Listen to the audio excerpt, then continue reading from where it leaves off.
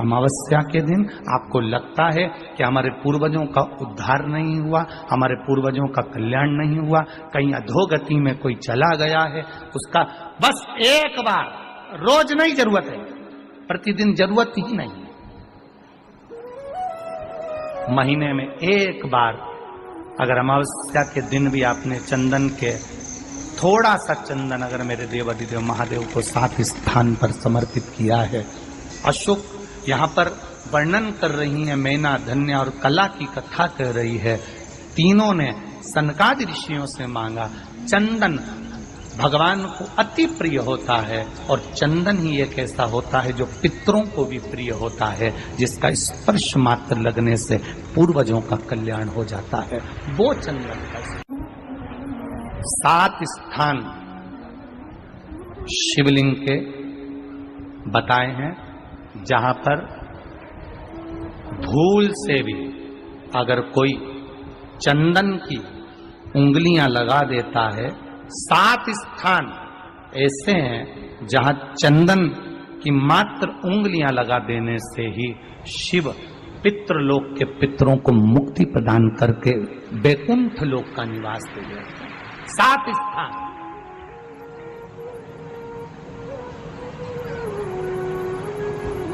और वो 7 स्थान जो चंदन के बताए गए, पहला भगवान देवाधिदेव महादेव के शिवलिंग पर चंदन का लेपन। समझ लेना जरा बहुत अच्छे से। आपको लगता है स्वप्न में कोई मुर्दे दिख रहे हैं, या कोई जल रहा है, या कोई मर रहा है, या कोई चला गया है, ऐसा भय लगता है। बच्चों को मानी भेजूंगी ऐसा हो जाएगा, पति को मानी भेजूंगी ऐसा हो जाएगा, कोई हमारे कोई गलत तो नहीं कर रहा है, आपको लगता है। 7 स्थान चंदन के बताएं महाराज। पहला शिवलिंग, दूसरा जहां गणेश जी का स्थान है, मालूम है ना सबको, जम के बोलो जरा, मालूम है ना सबको, जहां गणेश जी का स्थान है वहां अलग से गणेश जी बैठे, वहां नहीं। शिवलिंग में जलाधारी के ठीक सामने राइट में गणेश, लेफ्ट में कार्तिकेय, बीच में अशोक सुंदरी। तो पहला चंदन बाबा के शिवलिंग पर, दूसरा गणेश जी पर चंदन की उंगली, तीसरा षडानंद कार्तिकेय पर चंदन की उंगली, चौथा अशोक सुंदरी पर चंदन की उंगली, पांचवा जलाधारी पर चंदन की उंगली, छठा जो शिवलिंग का जल बह रहा है इसके ठीक विपरीत की ओर चंदन की उंगली, और 7वां चंदन नंदी के मस्तक के ऊपर जो 2 सींग लगे रहते हैं उस पर चंदन की उंगली। ये कब लगाई जाती है? या तो अमावस्या के दिन आपको लगता है कि हमारे पूर्वजों का उद्धार नहीं हुआ, हमारे पूर्वजों का कल्याण नहीं हुआ, कहीं अधोगति में कोई चला गया है, उसका बस एक बार, रोज नहीं जरूरत है, प्रतिदिन जरूरत ही नहीं है, महीने में एक बार अगर अमावस्या के दिन भी आपने चंदन के थोड़ा सा चंदन अगर मेरे देव अधिदेव महादेव को 7 स्थान पर समर्पित किया है।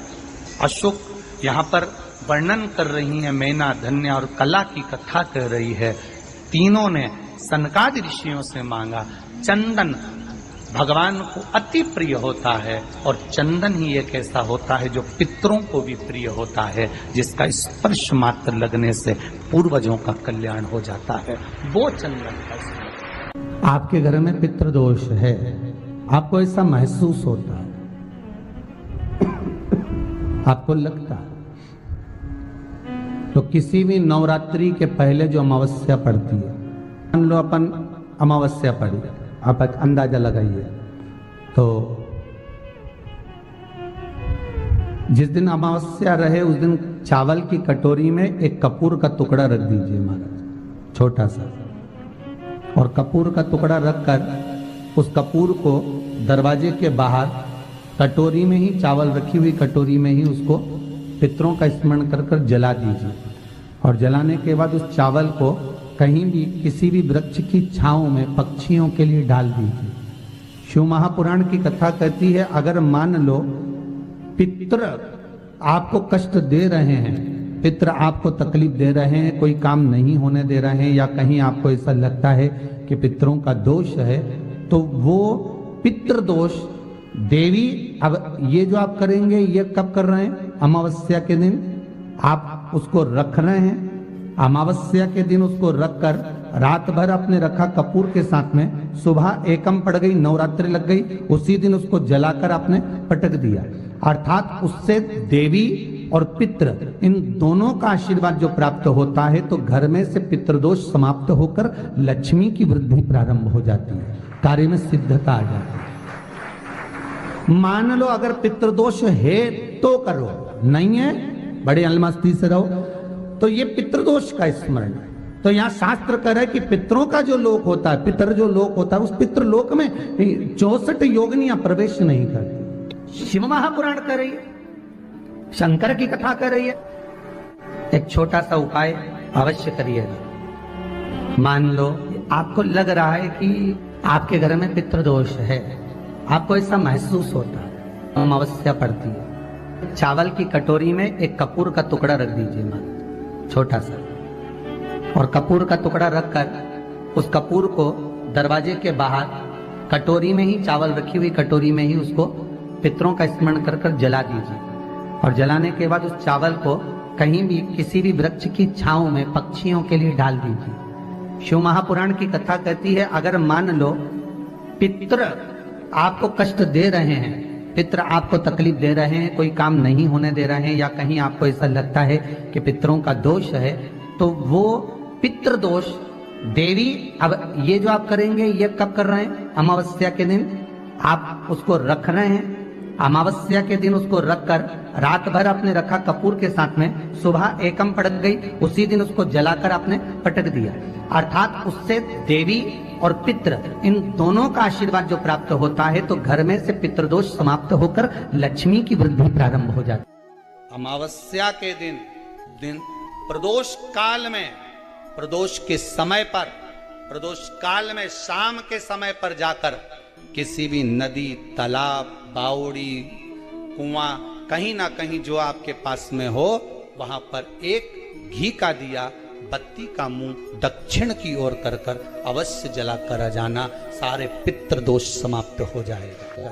अगर नदी, तालाब, बावड़ी, कुआं नहीं है तो पीपल का वृक्ष हो या बेलपत्री का वृक्ष हो या बट का वृक्ष हो, उसके नीचे लगा दो प्रदोष काल में। पर अमावस्या के दिन लगाएं जरूर। क्यों? क्योंकि अमावस्या 16 दिन तक पितृ मृत्यु लोक में आने के बाद में भोजन ग्रहण करते हैं। अमावस्या के दिन पितृ शाम के समय प्रदोष काल में शंकर भगवान का नाम जाप कर कर नदी, तालाब, बावड़ी पर पानी पीने जाते हैं। वहां से जल का आचमन कर कर पितृ अपने लोक को चले जाते हैं प्रदोष काल के समय पर। इसलिए प्रदोष काल में जलाशय के पास में, बावड़ी, कुआं, नदी, तालाब के किनारे पर दिया लगाया जाता है, दक्षिण की ओर मुख कर कर बत्ती का, तो पितृ आशीर्वाद देते हुए जाते हैं कि फलो फूलो, आगे बढ़ो, उन्नति करो, तरक्की करो। ये पितरों का आशीर्वाद रहता है, पितरों का वर रहता है।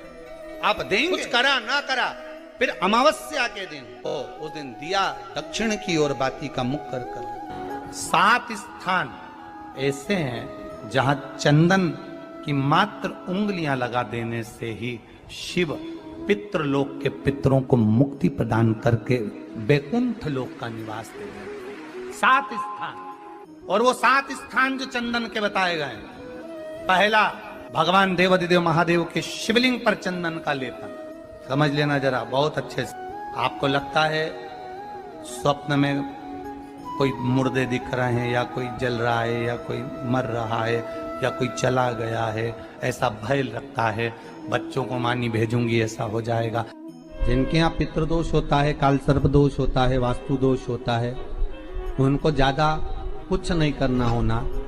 महाराज एक बेल का फल लीजिए, उसके अंदर का जो गुर्दा होता है, अंदर का जो भाग होता है, उसको निकाल लीजिए, और उस बेल के फल में आटा सेक कर उसमें शक्कर मिलाकर उसको उसके अंदर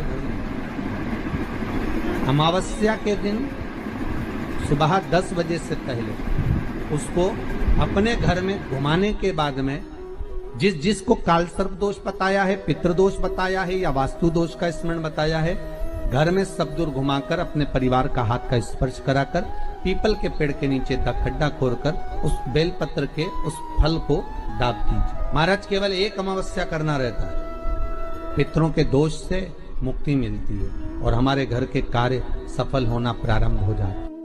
पति को मानी भेजूंगी ऐसा हो जाएगा, कोई हमारे कोई गलत तो नहीं कर रहा है। आपको लगता है 7 स्थान चंदन के बताएं, बाबा के शिवलिंग पर, दूसरा गणेश जी पर चंदन की उंगली, तीसरा षडानंद कार्तिकेय पर चंदन की उंगली, चौथा अशोक सुंदरी पर चंदन की उंगली, पांचवा जलाधारी पर चंदन की उंगली, छठा जो शिवलिंग का जल बह रहा है इसके ठीक विपरीत की ओर चंदन की उंगली, और सातवां चंदन नंदी के मस्तक के ऊपर जो 2 सींग लगे रहते हैं उस पर चंदन की उंगली।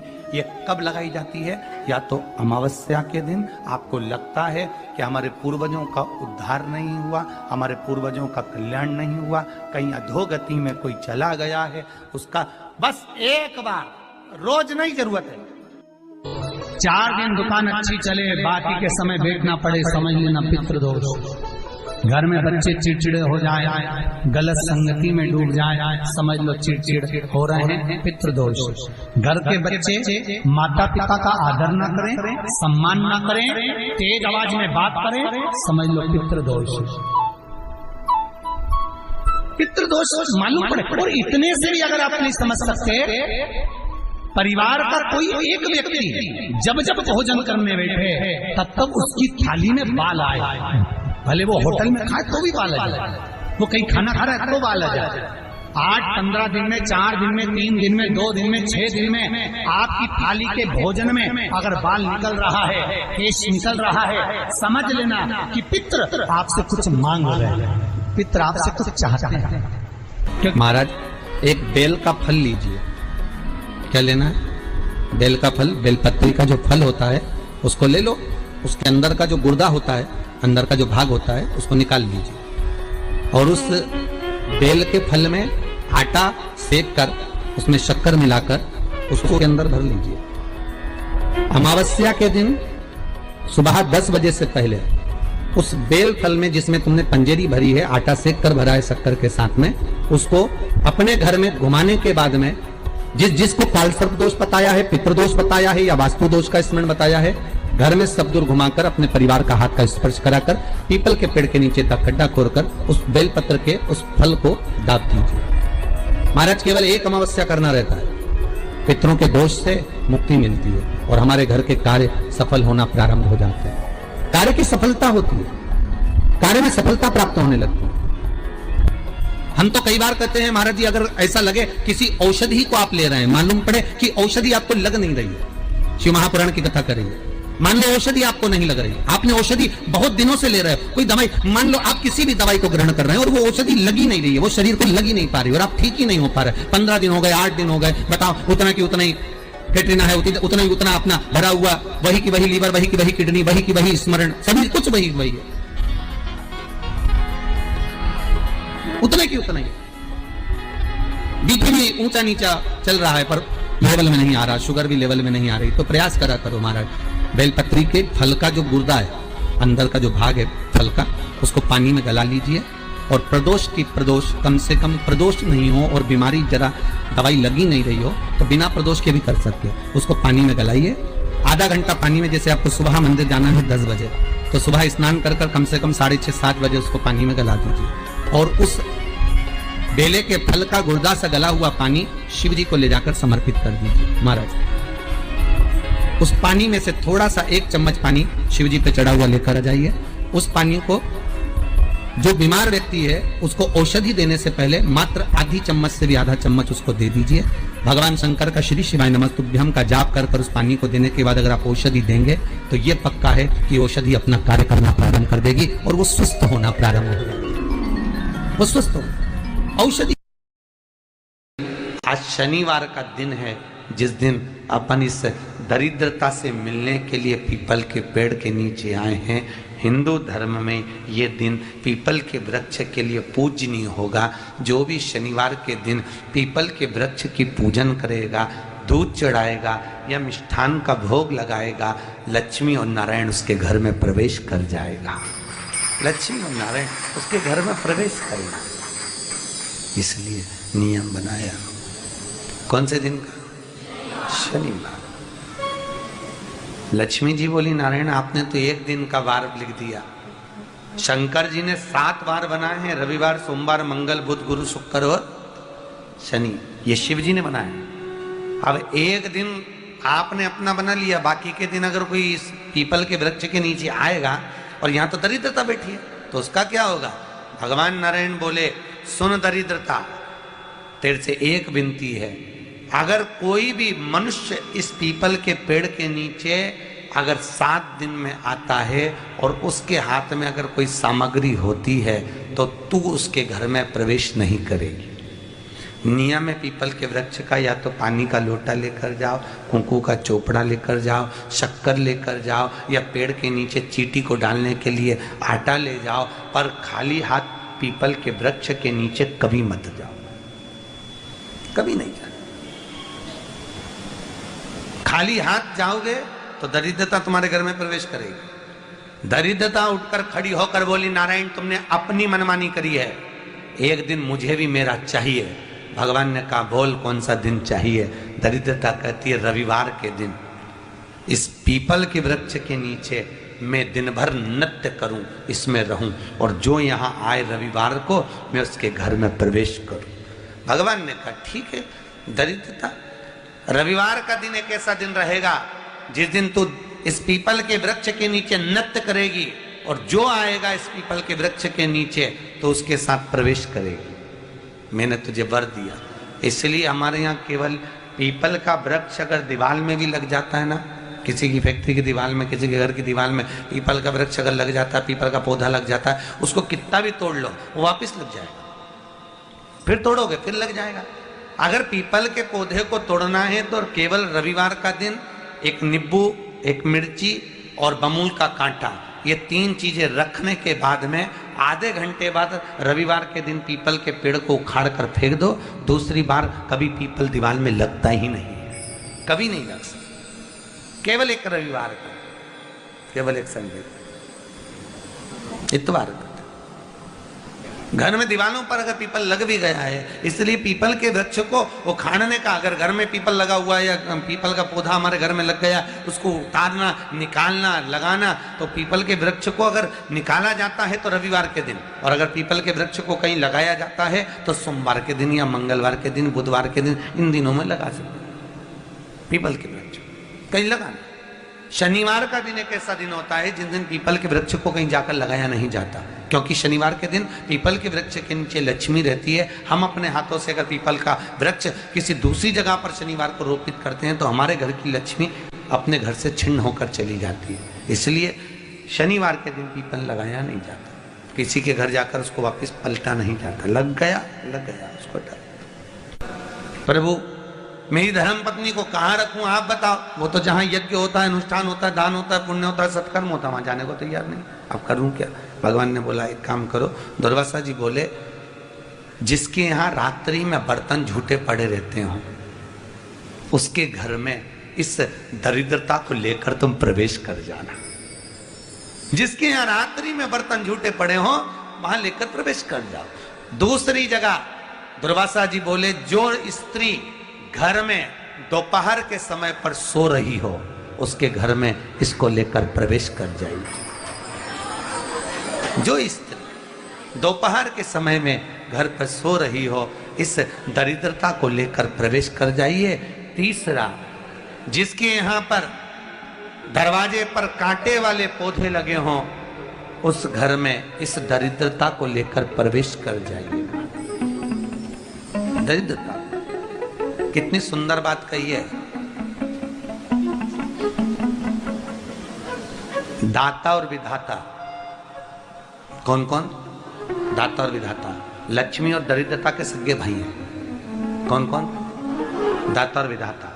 दाता को फिटकरी प्रिय है, विधाता को नमक प्रिय है। ये दोनों हमेशा लक्ष्मी को और दरिद्रता को दोनों को समझाते थे, दोनों में प्रेम बढ़ाते थे।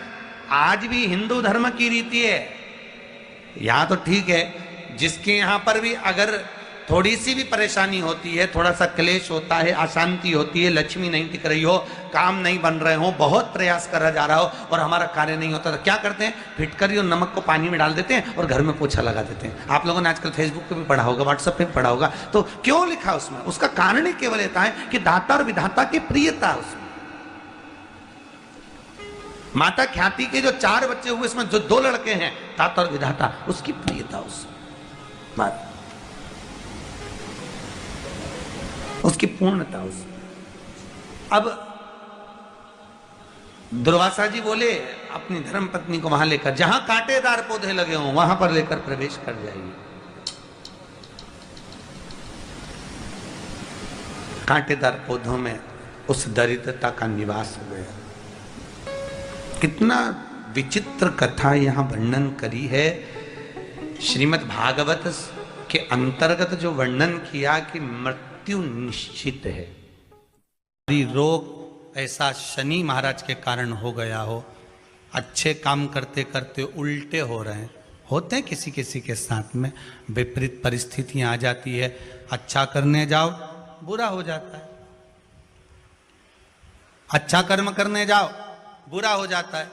तो पीपल के वृक्ष की जो छाल होती है, छाल देखिए, पीपल के वृक्ष में जो छाल लगी होती है, उस छाल को घिसकर चंदन बनाकर भगवान शंकर का स्नान कराकर, अभिषेक कराकर, पूजन कराकर, पूजन कराने के बाद में पिपलेश्वर महादेव का नाम लेकर, कौन से महादेव? पिपलेश्वर महादेव का नाम लेकर वो जो घिसी हुई छाल होती है, उस छाल का तिलक भगवान शंकर को लगा लो और उसी का थोड़ा सा भाग अपने कंठ पर, मस्तक पर लगाना प्रारंभ कर दो। धीरे धीरे जो विपरीत दशा है वो सुधरना प्रारंभ हो जाती है। पर नाम याद रखना, पिपलेश्वर। काशी में जो शिव जी की स्थापना कौन ने करी? काशी में जो शंकर भगवान बैठे उनकी स्थापना करी थी शनि महाराज ने। किसने करी थी? शनि महाराज ने।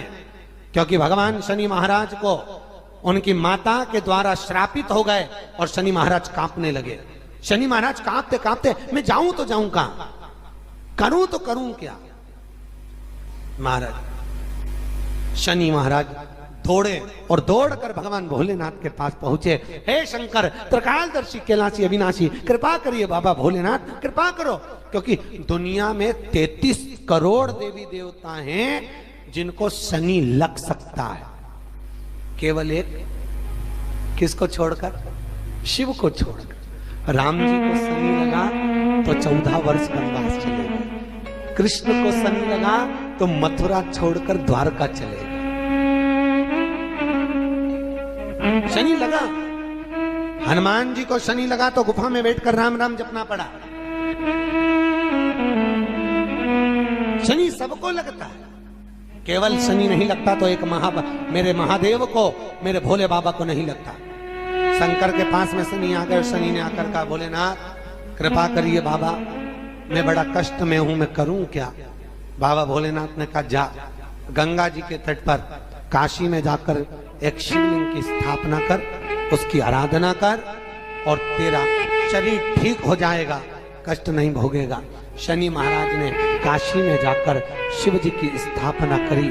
आज भी नियम है, जिसको शनि लग जाता है, एक काजल की डिब्बी ले लो और काजल की डिब्बी को 21 बार उतार कर उसको एकांत में जाकर, जंगल आदि में एकांत में किसी पेड़ के नीचे इतना सा खड्डा खोद कर उसमें काजल की डिब्बी को डाल दो और मिट्टी से पूर दो, उस व्यक्ति का शनि समाप्त हो जाता है।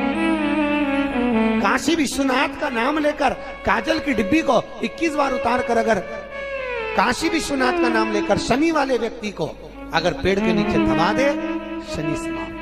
शनि उसको परेशान नहीं कर सकता। काशी कितनी मूर्खता है। उस क्रम को देखिए, भगवान शंकर पर विश्वास रखकर एक एक पल, एक एक घड़ी, एक एक समय, एक एक नक्षत्र का शिव महापुराण में वर्णन है। यहां तक शास्त्र कहता है कि पीपल के वृक्ष की जब भगवान शिव रचना करे, पीपल के वृक्ष की जब रचना करी गई तो उस पीपल के वृक्ष में भी कौन सा समय किसका है ये शिव महापुराण वर्णन करती है। सुबह 4 बजे से लेकर 7:30 बजे तक पीपल के वृक्ष में ब्रह्मा जी का वासा होता है।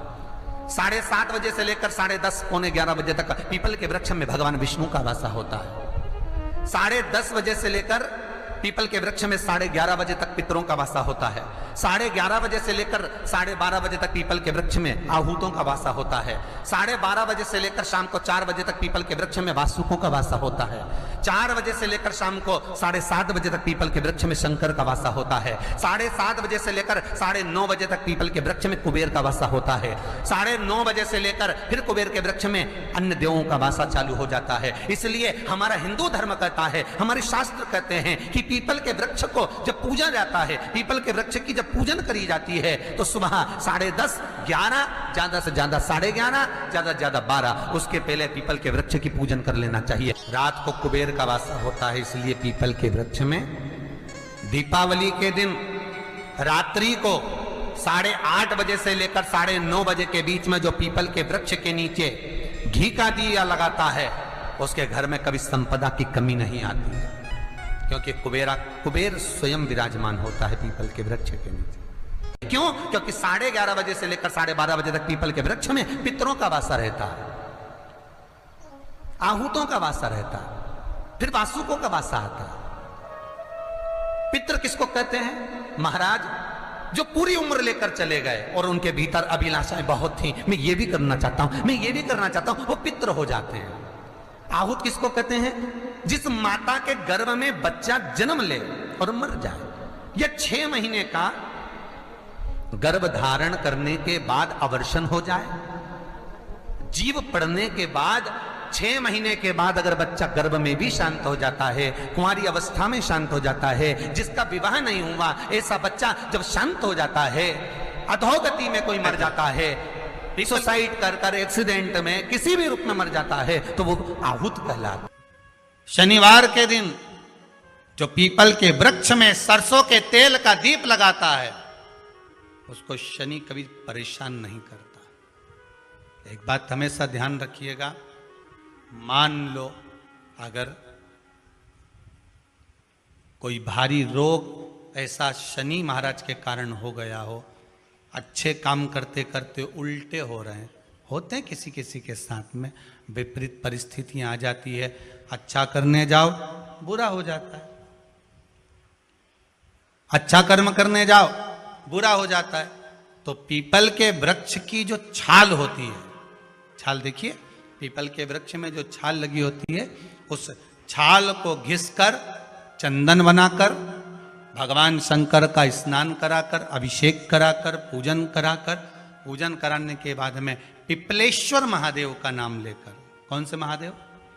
पिपलेश्वर महादेव का नाम लेकर वो जो घिसी हुई छाल होती है उस छाल का तिलक भगवान शंकर को लगा लो और उसी का थोड़ा सा भाग अपने कंठ पर, मस्तक पर लगाना प्रारंभ कर दो। धीरे धीरे जो विपरीत दशा है वो सुधरना प्रारंभ हो जाती है। पर नाम याद रखना, पिपलेश्वर। जम कितना भी दुख, विपदा, कष्ट सम्मुख में खड़ा हुआ हो, कितना भी दुख,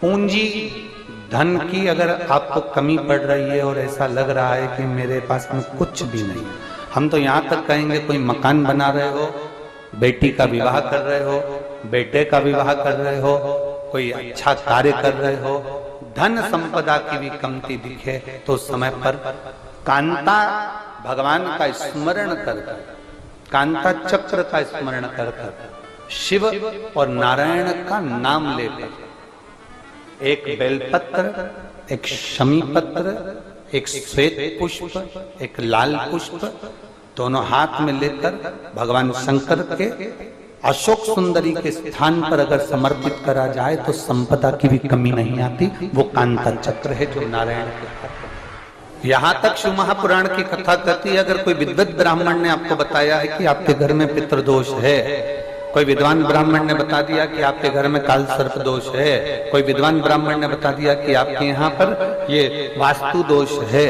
और इस दोष को मिटाना जरूरी है। कोई ने आपको बताया, उस समय पर हमें घबराना नहीं।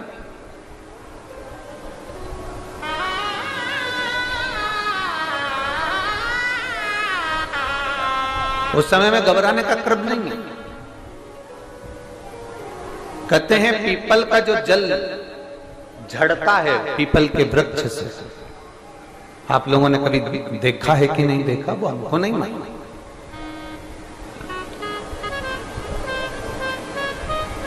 कितना भी अगर कोई वास्तु दोष बता दिया, पितृ दोष बता दिया, काल सर्प दोष बता दिया, कितना भी अगर कोई दोष बता दे, तो पीपल का जो जल वृक्ष में से झड़ता है, कभी कभी आप उसके नीचे हाथ रखकर देखना, थाली रखकर देखना, उसमें पत्थर पर देखना, तो वहां पर भी पानी के निशान आपको मिलेंगे, बूंद के निशान मिलेंगे।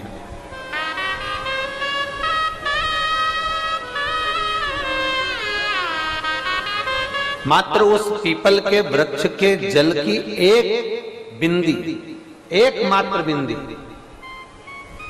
शंकर भगवान का जो शिवलिंग है, जलाधारी है, चरण है, गणेश कार्तिक का स्थान है, अशोक सुंदरी का स्थान है, और प्रत्येक जलाधारी में से पानी बीच में से आकर नीचे की ओर गिरता है, नीचे की ओर गिरता है। आप लोगों के स्मरण में हमने पहले भी बताया कि राइट में किसका स्थान है, गणेश जी का, लेफ्ट में कार्तिक के, बीच में अशोक सुंदरी। ये क्या है, पार्वती जी का हस्त कमल शिवलिंग, और ऊपर से जो जल एक एक बूंद शंकर जी के शिवलिंग पर गिर रहा है, वो शंकर जी की 5 लड़कियां जया, विषहरा, शामली बारी, दौतली और देव, शंकर जी की 5 लड़कियों एक एक बूंद पानी शिव जी पर गिरा रहा है। जहां जल नीचे गिरता है उस स्थान से जहां तक जल बहकर जा रहा है, उस स्थान तक 33 कोटि देवताओं का स्थान,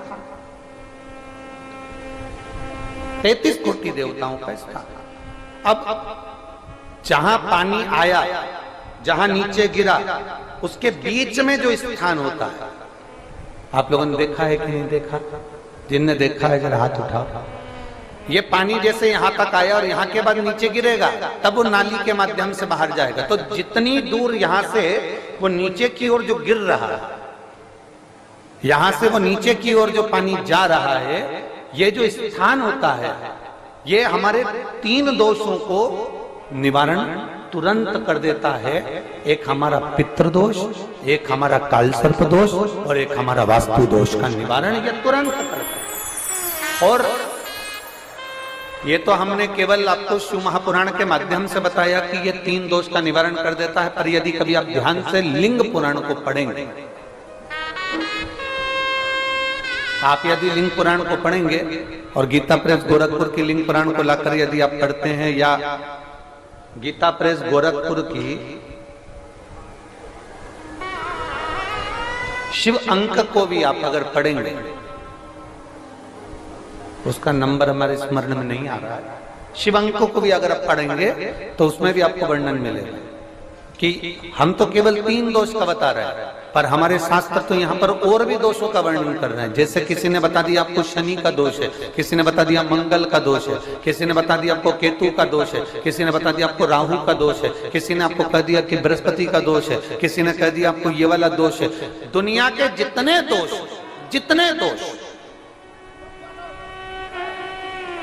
पीपल के वृक्ष के झड़ता हुआ जल की एक बूंद का स्पर्श, भले वो सूख गई हो, उसका एक स्पर्श मात्र जहां पानी नीचे की ओर गिर रहा है, उतनी परिधि, उतनी जगह के बीच में जहां से पानी गिरता है, बस उस स्थान पर अगर वो उंगली अपना नाम और गोत्र का स्मरण कर कर भी लगा दी जाए और एक लोटा जल चढ़ा दिया जाए, तो ये जितने दुनिया के दोष हैं वो अपने आप समाप्त हो ही जाते हैं। शंकर की भक्ति का है मूल बोल बम का नारा है। और अच्छे से समझ लो, जरा ध्यान में आ जाए आप लोगों के, नहीं तो गलत कर बैठो तो बहुत स्मरण रखिएगा। शिवलिंग जलाधारी, जलाधारी में से पानी बहता है नीचे की ओर जाता है, जितना मोटा शिवलिंग की ये जलाधारी होती है उसमें से पानी जहां नीचे गिरता है जितनी भी मोटी हो उसमें कहीं पर भी आप बिंदी लगा सकते हैं, कहीं उस स्थान पर आप कहीं पर भी उस बिंदी को लगा सकते हैं। कोई कह दे तुमको कि तुम्हारा मंगल गड़बड़ है, कोई कह दे तुमको तुम्हारा राहु गड़बड़ है, कोई कह दे तुमको तुम्हारा केतु गड़बड़ है, कोई तुमसे कह दे तुम्हारा बृहस्पति गड़बड़ है, तो समझ लेना कि हमारे ग्रह की दशा को सुधारने के लिए ये जो स्थान है बस उस स्थान पर एक बिंदु बहुत एक। अब आज के जमाने में आपने देखा होगा जब से आप शंकर जी को जल चढ़ाना प्रारंभ करें, जब से आपने शिव महापुराण की कथा सुनना प्रारंभ करी, तब से आपने सुना हो